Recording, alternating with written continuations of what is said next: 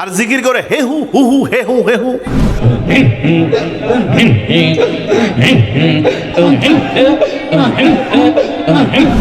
ঠিক কিনা? হিয়া হুয়া এগুলো কি? এগুলো জিকির? এগুলো জিকির নাকি? এগুলো সব বন্ডামি, এগুলো সব কি? প্রতারক, বন্ড। ঠিক কিনা? ইসলামের সাথে প্রতারকদের কোন সম্পর্ক।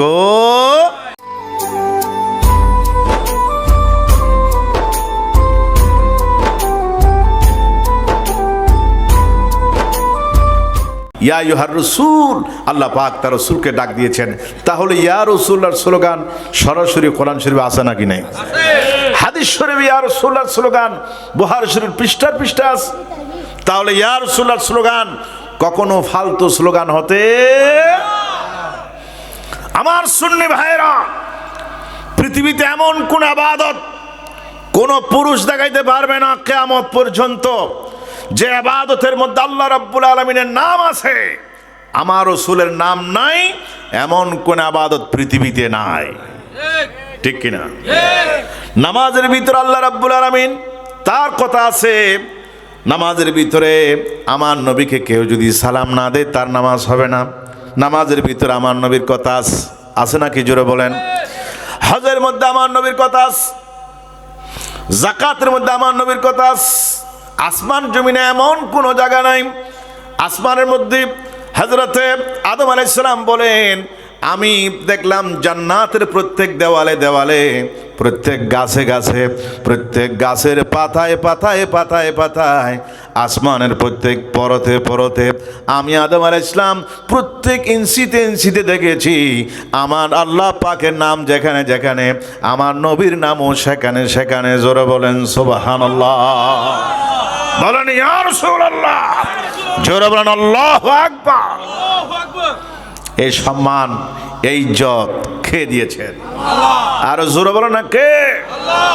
পৃথিবীর কোন মন্ত্রীর সাথে, নেতার সাথে বেয়াদবি করলে জেল হয়, জরিমানা হয়, ফাঁসি হয়। এর থেকে বেশি কিছু হয় না। সর্বোচ্চ ফাঁসি হতে পারে মানুষের সাথে বেয়াদবি করলে। কিন্তু আমার নবী সাধারণ কোনো মানুষ নন। সাধারণ মানুষের সাথে আমার নবীর সাথে কোনো তুলনা করতে পারবেন না। সাধারণ মানুষ শুধু বাদ দিলাম, এই পৃথিবীতে 1,24,000 নবী রাসূল আল্লাহ রাব্বুল আলামিন কত কত নবী রাসূল পাঠিয়েছেন। সমস্ত নবী আদম আলাইহিস সালাম থেকে শুরু করে হযরত ঈসা আলাইহিস সালাম পর্যন্ত কোন নবীর সাথে পর্যন্ত আমার নবীর কোনো তুলনা করতে পারবেন না। জোরে বলেন সুবহানাল্লাহ। সাধারণ মানুষ হবে দূরের কথা, নবী এমন নবী যিনি অন্যান্য নবীর সাথে কোনো এক্সাম্পল, কোনো রকমের আপনি তাসাবু, কোনো রকমের সাদৃশ্য, কোনো এক্সাম্পল করতে পারবেন না। সুবহানাল্লাহ বলেন। তাহলে আমাদের নবী আমাদের মতো হয় কেমনে, যার সাথে অন্য নবীর সাথে কোনো তুলনা করতে পারবে? জিবরাইল আলাইহিস সালাম, মিকাইল আলাইহিস সালাম, ইসরাফিল আলাইহিস সালাম, আজরাইল আলাইহিস সালাম, এই চারজন হচ্ছে ফেরেশতাদের লিডার, ফেরেশতাদের সরদার। এই চারজন হচ্ছে আমার নবীর খাদেম। সুবহানাল্লাহ, সুবহানাল্লাহ। মালাকুল মউত আজরাইল আলাইহিস সালামের পাওয়ার দেখুন, নবীর পাওয়ার পরে আগে দেখুন নবীর খাদেম, নবীর গোলামের পাওয়ার দেখুন। মালাকুল মউত হযরত আজরাইল আলাইহিস সালাম একই সময়ে সারা দুনিয়ার মধ্যে সফর করার পাওয়ার দিয়েছেন কে? আল্লাহ। ঠিক কিনা? জোরে বলুন। এই বাসকালীর জমিনে মানুষ মারা যায়, মহেশখালীতে মানুষ মারা যায়, আমেরিকা, দুবাই, কাতার, মস্কো, আবুধাবি, ফিলিস্তিন, পৃথিবীর চতুর্দিকে মানুষ মারা যাচ্ছে। একই সময়ে একই টাইমে মানুষ মারা যায়। মালাকুল মউত একজন ফেরেশতা, আল্লাহ রাব্বুল আলামিন তাকে কত পাওয়ার দিয়েছেন, একই সময়ের মধ্যে সারা দুনিয়ার মধ্যে সফর করতে পারে, মানুষের জান কবজ করতে পারে। একজন ফেরেশতার যদি এতটুকুন পাওয়ার হয়, আল্লাহ রাব্বুল আলামিন হযরতে মালাকুল মউতকে যদি এতটুকুন পাওয়ার দিতে পারেন, আল্লাহ পাক যাকে না বানাইলে আসমান হতো না, জমিন হতো না, চাঁদ হতো না, সূর্য হতো না, মালাকুল মউত হতো না, না, পৃথিবীর কোনো ফেরেশতা হতো না, কোনো নবী হতেন না। সে শ্রেষ্ঠ নবী, নবী কামলিওয়ালা নবী মুহাম্মদ রাসূলুল্লাহ সাল্লাল্লাহু আলাইহি ওয়াসাল্লামকে আল্লাহ পাক মালাকুল মউতের চাইতে কোটি কোটি কোটি কোটি বেশি পাওয়ার দিয়েছেন। জোরে বলেন সুবহানাল্লাহ। আরেকটু জোরে বলেন সুবহানাল্লাহ। তিনি আমাদের নবী। সুবহানাল্লাহ বলবেন। তিনি আমাদের নবী,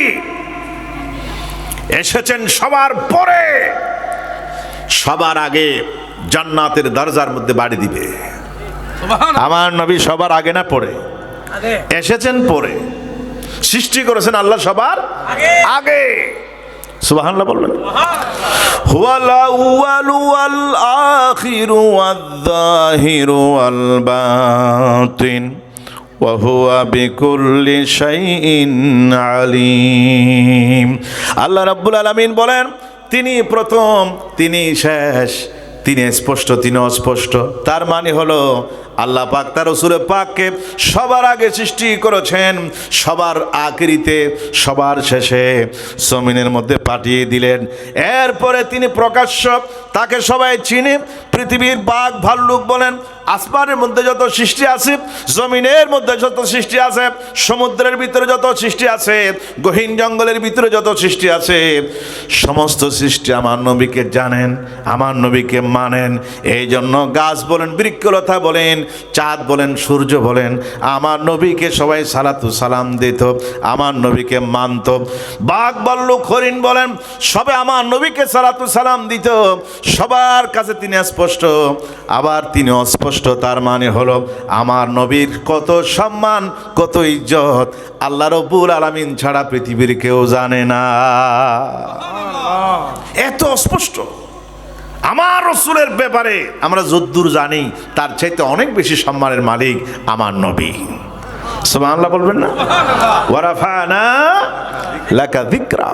বাতিল্লা কিভাবে বুঝবে? এই লেখাপড়া করতে হবে, ঠিক কিনা জোরে বলবেন।